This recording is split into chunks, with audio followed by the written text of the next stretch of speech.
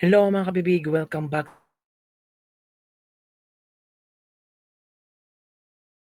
nakamaingay nga YouTuber sa balang maglebak-lebak na tao with evidence. Naku po, grabe ang mga pasabog ni mga Harlika sa gabing ito kung saan ang Cabinet Secretary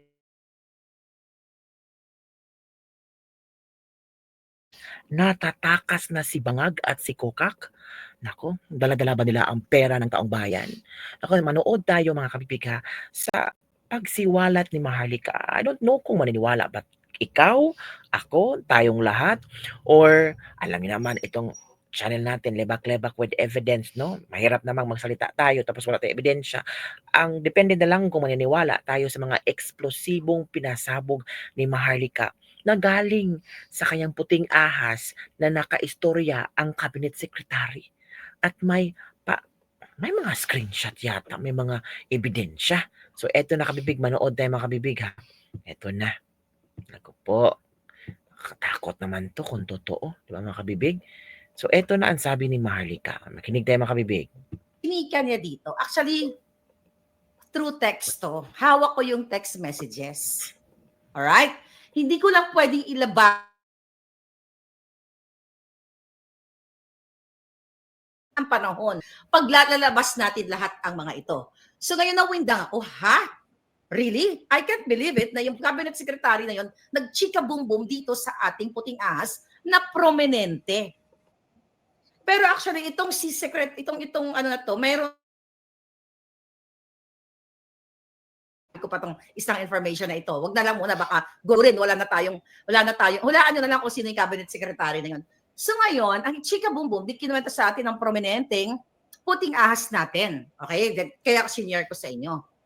So kagabi, may nakausap tayong matagal ko ng puting ahas yun. Shout out sa iyo Palangga. I know you're listening, ha? Naloka talaga. Kahit naliligo yan, nakikinig sa akin. Ngayon, eto na nga. Nagchika kami, sabi ko sa kanya, "Hoy, bakla." Sabi ko gano'n sa kanya. Gano'n naman yung tawagan namin. "Hoy, bakla." Sabi ko na gano'n. Unang-una pala nagkukuwento siya about, naku, marami pa mga pasabog pero wag muna baka mag-grumble tayo, baka hindi niyo ma-absorb lahat yung mga pasabog. So sabi, nagkwentuhan kami, ang pinag-usapan namin si Bangag, yung mga kung confidential fund at kung ano-ano pa, baka sa mga susunod na araw yun yung vlog natin na puting ahas na magbigay pa ng information. But anyway, so ito na nga, nagchika boom boom kami nito ni Bakla. Sabi niya, "So ano na? Araw-araw yung nganga bells mo." Sabi niya, "It's so sad." Sabi gano'n sa akin. "Araw-araw yung nganga bells mo, yung mga tao hindi pa naman kumikilos." Sabi ko, "Wag kang pasisiguro." Sabi ko gano'n sa kanya. Malay mo, ngayon January na or February, sabi ko, "Ikaw, kumusta ka naman ba? Yung mga taxes and everything mo, nagbabayad ka ba?" Sabi niya, "Ay, oo naman." Sabi niya, "Okay naman yung taxes. Kaya lang nalulungkot ako kasi yung taxes," yun, negosyante din ito eh.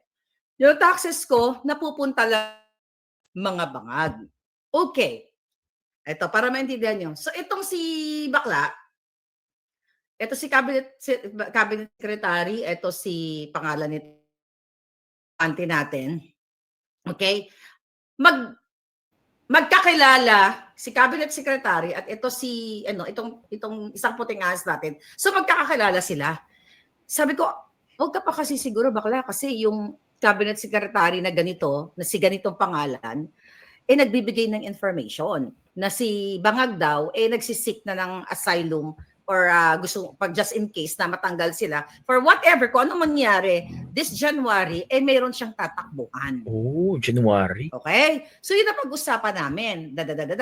At hindi lang yun. So, sabi niya, "Sige, tignan natin kung may ma-extract tayong mga information tungkol dyan." Sabi ko, "Chika dyan sa circle mo." Sabi niya, "Sige, magtanong-tanong tayo." Ito na, lost track na ako. Okay, what time is it now? Itong phone ko. Okay, umaga na pala dito. Kagigising ko lang. 4:23 a.m. Okay, January 4. Kanina, may nag-message sa akin at kausap ko. Sabi niya, "Huy, bakla." Di ba? Ganon lang gamitin natin. Chinika sa akin ni ganito, yung chika boom boom mo tungkol sa exile daw ni Bangag, O sabi ko, ano nangyari? Sabi ko, gano'y balita ka ba? Tapos sabi niya, confirmed. Ulo. Okay? Confirmed na itong cabinet secretary na to,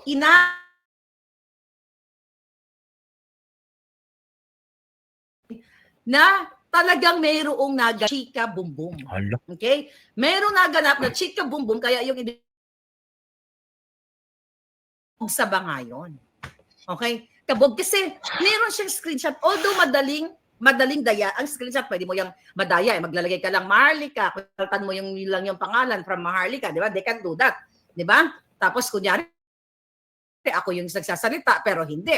Pero kinumpare namin yung phone numbers. Phone number lang pala, isa lang. Alright? So phone number, nag-match ng bonggang-bongga. Okay? Sabi ko, shit. Kasi nung una, ayoko maniwala na si Bangag. Na, di ba? Ayoko maniwala na mag-e-excel yung mga buwakan ng inang yan. Lahat ng kanilang panggigipit, ginagamit nila. Lahat ng pagsisip-sip, ginagamit nila. So, ngayon, mga kababayan,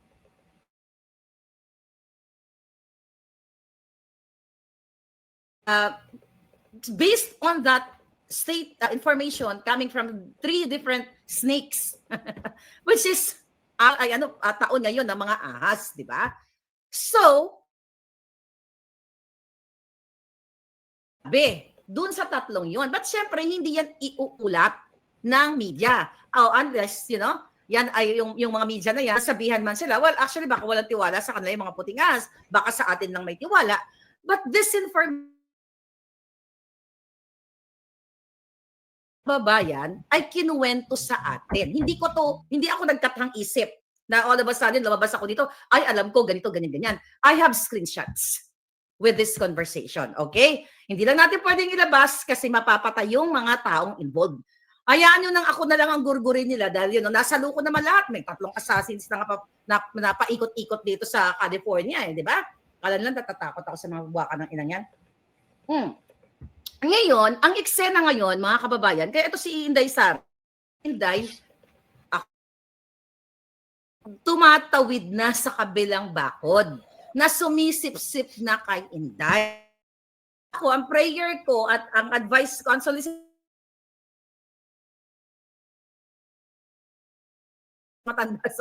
mas matanda ako sa kanya na this is just my wishful thinking na looking forward na kapag tinanghal na siyang queen, kasi nga, kaya ako bakit sinabing kahapon, di ba? Kahapon o the other day, na talagang paulit-ulit yung queen. So anyway, I'm looking forward na kapag siya ay matanghaling queen, wag na siya mag-appoint ng mga politikong may bahid ng kawatan.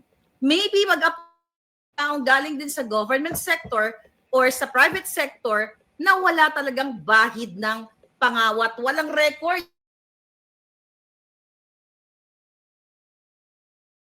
Takot.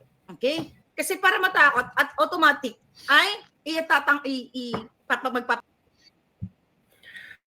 ang mga pasabog ni Maharlika. So, depende na kung maniwala tayo or hindi. Pero sinabi naman ni Maharlika, galing ito sa mga galing sa isang cabinet secretary na chinika ito sa kanyang mga puti. So, ano sa palagay niyo, kabibig? Dapat ba natin paniwalaan itong si Maharlika? Ito mga isiniwalat ni Maharlika na tataka si Bangag at si Kokak na handang